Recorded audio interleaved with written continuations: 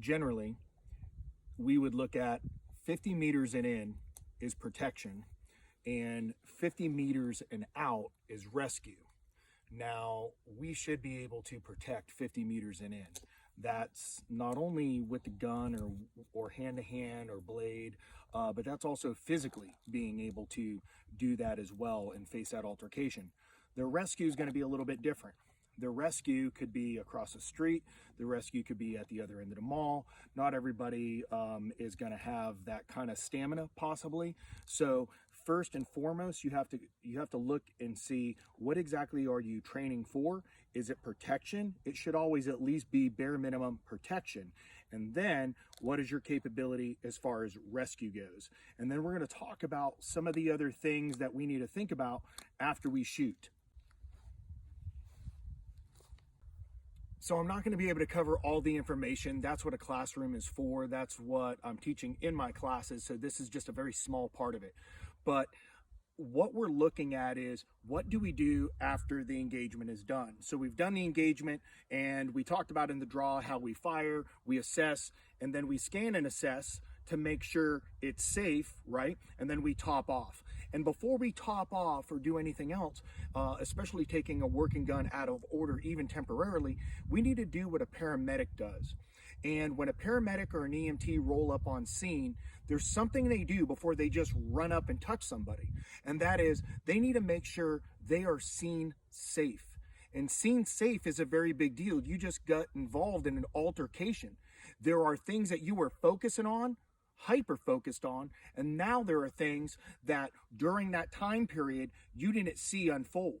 So the chessboard was moving, and some of the pieces, the main piece you saw, and some of the other ones you didn't. So we're going to break down, should you scan and assess or search and assess? Now on the range it looks real weird, because you can generally only look a little left and only look a little right, and that's it. In the real world, I can do a full 360 turn and not even worry about it. I can even go behind the bad guy so I can keep him in my view and check out what I didn't see behind me. So I have a lot of options in the real world, where on a normal gun range, I'm somewhat limited. Am I seen safe? That's for you to determine. Should you, every time you fire, out on a local gun range, when you're in a class, when you're having fun, whatever it is, always search and assess? I'm not going to say always. Man, sometimes you're just sitting there working on a draw, doing some other things.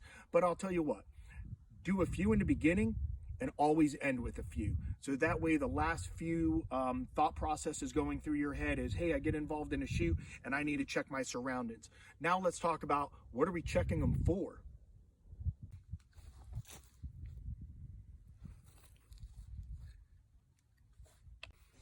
So let's talk about the next part.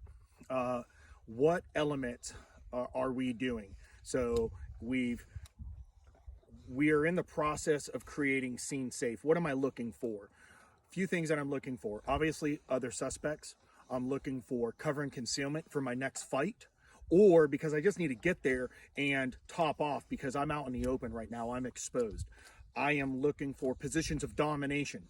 If the fight should start again, if there is another suspect and he comes out and sees his friend laying there, am I in a good position for fighting or not? Is there a better position? So I'm looking for specifically other threats, cover and concealment, and domination. The next, I'm looking for escape. Okay, it might be prudent at this point for you to leave, depending upon what you're up against. It could be a Mumbai situation and you've got 16 terrorists in a mall. And that's what you choose to do because you're outgunned right now. Sometimes when we look at the word escape, it gets a little weird because we're looking at it as retreat. Well, you have full-on retreat and get out of there and never come back. Or you could maneuver, leave that scene really quickly, which is generally what most military units do when they get involved in an ambush. They immediately dump a lot of firepower on the enemy, and then they start a retreat. And during that process, if they can, they set up a hasty ambush. So don't always look at retreat and or escape as a bad option. You need to consider it because you will fight differently by yourself. You will fight differently when you've got another person with you that knows how to utilize a firearm, because then you actually can employ tactics and you're going to fight differently than when you have your family with you. So there's a lot of things that you need to consider, which is why we go into threat, cover, domination, and or escape. The next thing typically that we're looking at is medical. Well, medical is going to be one of those things where I need to find a real good safe haven in order to do that. Now, that could be medical on yourself, that could be medical on a family member, or another civilian that you're aiding as well.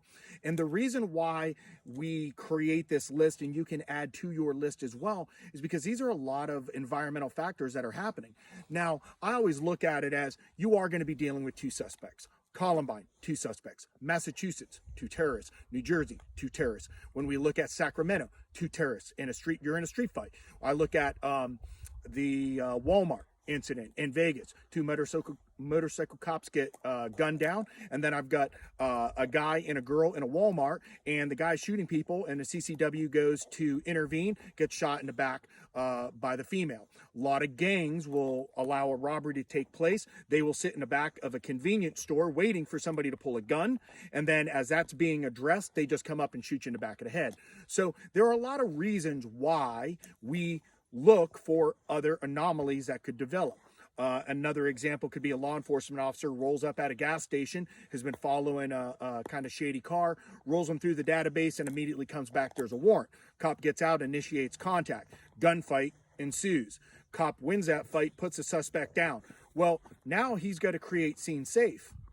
And while that suspect was getting gas, his buddy was inside getting some, teriyaki jerky and some Monster Energy drinks. And do you think that guy's going to do like the Wild West? He's going to announce himself, and they're going to be standing there all squared up, touching, kind of rubbing their thumb on the hammer of the single action revolver? He's not going to do that. He's going to run up on that cop when he's being taxed the most, maybe even putting cuffs on, and he's going to engage him that way because he's a coward.